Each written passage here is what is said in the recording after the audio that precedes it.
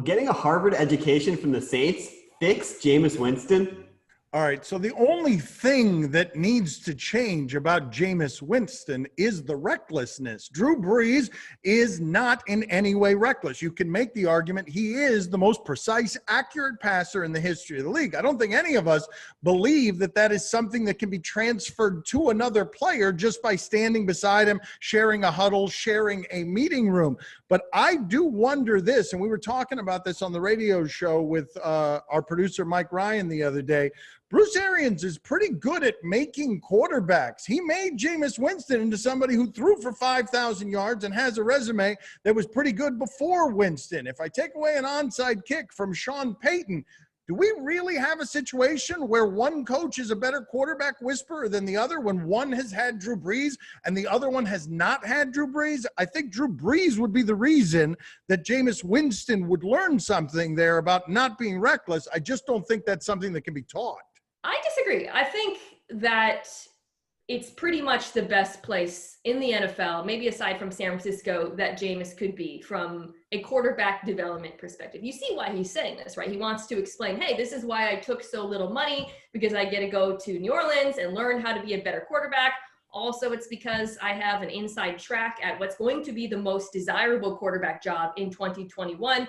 All of those things are good explanations. I also think his Harvard analogy is very apt, right? Because even if Jameis doesn't end up sticking around with the Saints, when he goes to another team, you know he's just going to bring it up all the time, like unnecessarily. Be like, guys, you remember when I was with Louisiana? And they'll be like, God, Jameis, just say the Saints. We know you're talking about like, in Louisiana. And it's like, Jameis, we get it. You were with the Saints.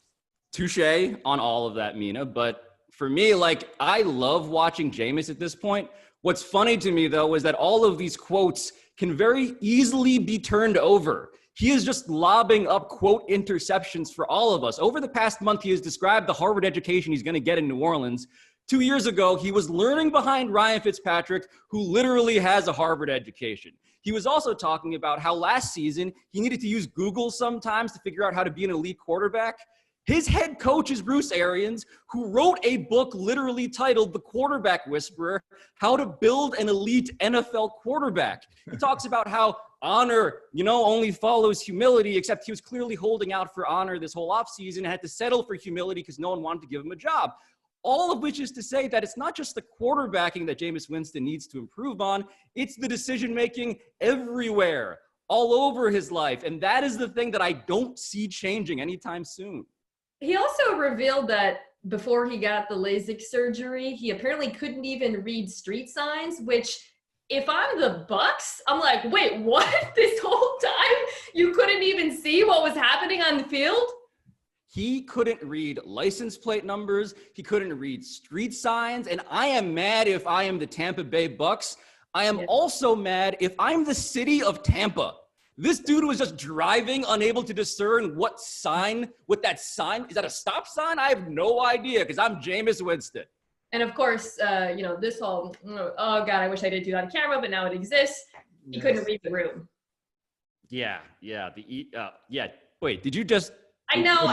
She regretted it. She got self-conscious. She was Mina, eating her fingers. People were going to make seductive memes out of it. She leaked confidence, and then she bailed on the whole thing. Yes, Pablo, that's what happened.